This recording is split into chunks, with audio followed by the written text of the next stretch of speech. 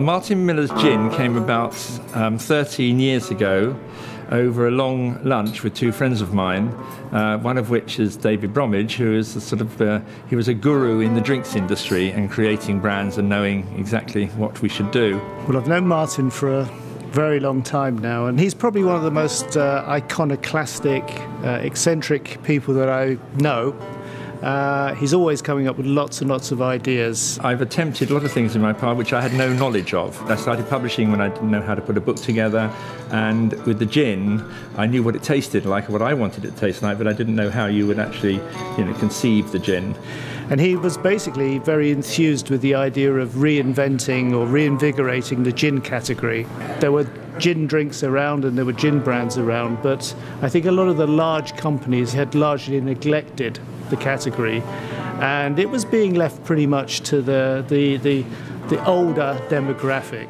And we felt that there was a desire amongst younger people, particularly these new mixologists that were coming up, and that really led to us having further meetings and discussing the possibility of producing a really great quality gin where money and time wasn't an object.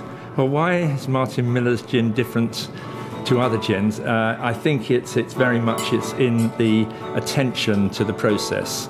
Martin insisted that we stuck with the traditional methods, but that we did something that gave it a modern twist. And we have a double distillation method where we have two distillations which are then blended, which I think is unique to us.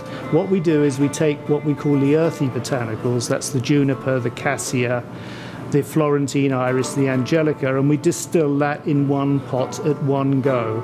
So we create essentially a very, very powerful juniper flavoured gin. We distill separately the bitter orange peel, the lemon and the lime, and create almost a citrus vodka.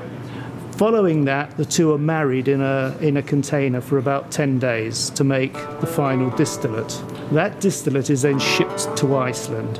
And in Iceland we use Icelandic water, which is basically a water that comes from an artesian spring that is fed by melt water from a glacier that is actually filtered for about 800 years through the mountain. The water has an amazing effect on the gin. It makes the delivery of the botanicals in terms of the aroma very gentle and gradated. It also softens the alcohol burn. So that gives the gin a very, very special mouthfeel. We think it's one of the best gins in the world. I use Martin Miller's gin in cocktails. For one, it's very versatile. It tastes great in anything from classic style cocktails, such as the bee's knees, your classic martini. I actually used Martin Miller's gin in a cocktail that I recently won in Las Vegas for WSWA, Tony Abu Ghanim's Call for Mixology competition. The cocktail that I actually made had Martin Miller's Gin 80. We used a little bit of dry sack sherry, which is a fortified wine from southern Spain and Jerez, blackberry puree, a little raspberry puree, some blood orange, some fresh lemon juice, a little bit of orange bitters, some egg whites for that texture in the cocktail, and a little bit of agave syrup. I strained it into a coupe glass and added a little bit of raspberry and some rosemary as a garnish. I think people are now just beginning to realise that, a properly made gin is a great drink. We're not going for, it's not a mass market gin, but it's really a gin that's pure quality, and people who appreciate the quality, we want them to say this is the best gin in the world. Our slogan, which is born out of love, obsession, and a degree of madness, really does say it all, because we all had a love of gin and we were very obsessive about getting the product right.